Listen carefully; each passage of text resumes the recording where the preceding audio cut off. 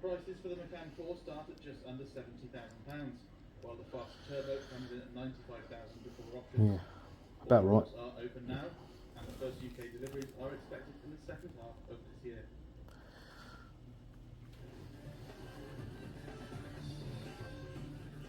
After the break, Chevy versus Toyota and Alpine's new track car.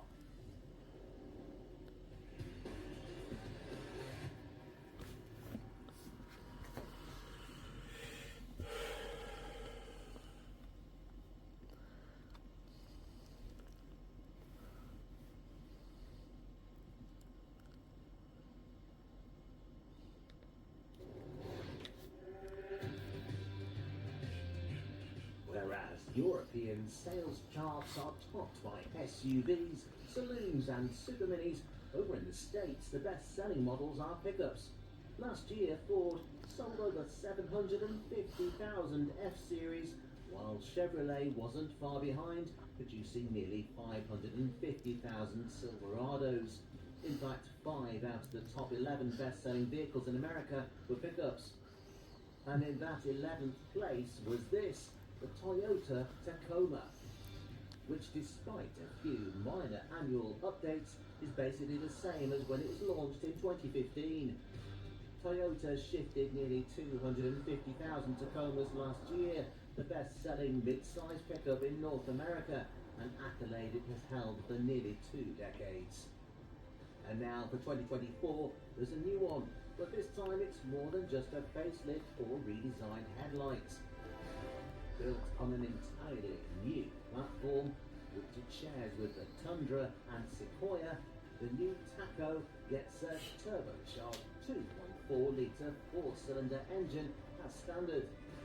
For entry-level SR-grade cars, this motor puts out 228 brake horsepower, while higher spec models get a more powerful version with 278 brake horsepower and 317 pound-feet of torque.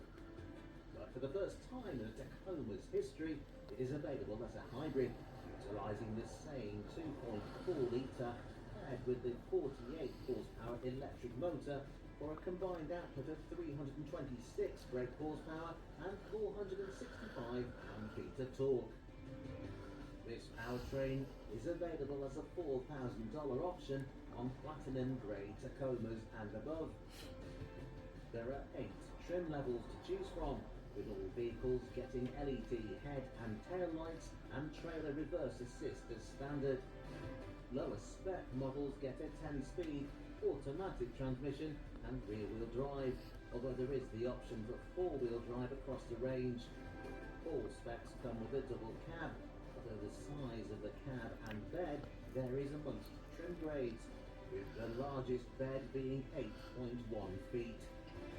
Inside, the dashboard is dominated by the 14-inch touchscreen infotainment screen, complete with Android Auto and Apple CarPlay connectivity, while high-spec Tacos get a JBL speaker system, digital rear-view mirror and a power moonroof.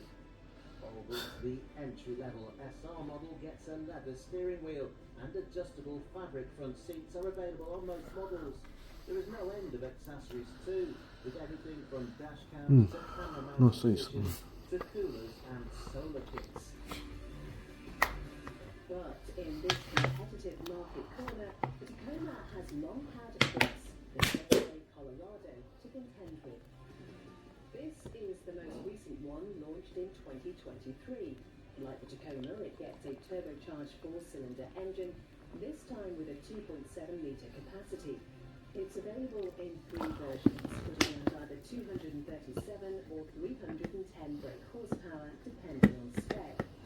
While there's no hybrid model available, the smaller engine size compared to its predecessor means it's a bit better on fuel consumption. Inside, its 11.3-inch infotainment screen is adequate, although unlike the Tacoma, it isn't touchscreen and feels last gen when compared to the Toyota. It's also lacking some standard features.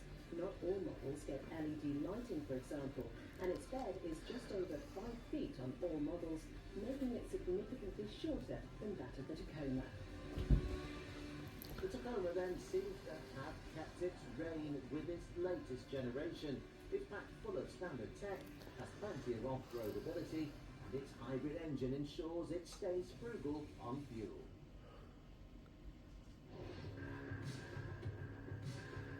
It's safe to say that the Alpine 110 is one of the very keeps getting finest earwax. cars money can buy. Proof that you don't need a big engine to have fun. The diminutive French coupe can out-accelerate Porsche Caymans thanks to its 1100 kilo curb weight. It may only have a 1.8 litre Renault engine, but that is all you need in a car this light. It's perfectly civilised on the road as well, with its supple ride and frugal motor, making it a great everyday car for those who don't need any back seats. However, we've always wondered what a truly focused Alpine might be like, one designed more for on-track use rather than day-to-day. And now we have the answer. This is the new Alpine A110R. Sharper, stiffer, and a whole lot more expensive, this is the ultimate Surprise, surprise. for those looking for a pure track day weapon. Like the standard That's normally the car, downside of its things. specs are nothing to shout about. Its four-cylinder engine is carried over from the standard car, this time producing 296 brake horsepower, the same as an entry-level Porsche Boxster. At £97,000, it's over 40 grand more than the regular car. And that sounds like an awful lot of money for a version that produces no more power than an A110S. So what do you get for all that extra cash? Well, even at first glance, it's clear that this is no regular Alpine. It gets a vented carbon fibre bonnet, a sports exhaust, loads of new aero bits, and some very expensive looking carbon fibre wheels that you almost certainly do not want to curb. For an extra £6.5 grand, you can even have it painted in the same matte blue paint as Alpine's F1 car. The new aero kit consists of a new carbon front splitter and side skirts, plus a big rear diffuser and swan neck mounted wing for increased downforce to help keep it planted on the corners. And that is exactly where the R is intended to really perform. The chassis has been thoroughly reworked with lower, stiffer suspension with manually adjustable dampers that let you alter your compression and rebound ratios. The anti-roll bars are stiffer too, while those gorgeous 18-inch carbon wheels are wrapped in ultra-sticky Michelin Pilot Sport Cup 2s. The wheels also channel air onto the new Brembo brakes with increased stopping power. Further adding to the new race car feel is the carbon engine cover in place of a rear window, while the bucket seats with 6-point harnesses eliminate any pretense of practicality. Despite all its aero add-ons, the 110R is 34 kilos lighter than the S model, getting the little racer from 0 to 62 in under 4 seconds onto a top speed of 177 miles per hour. However, the A110 isn't the only mid-engine sports car that's been on a diet.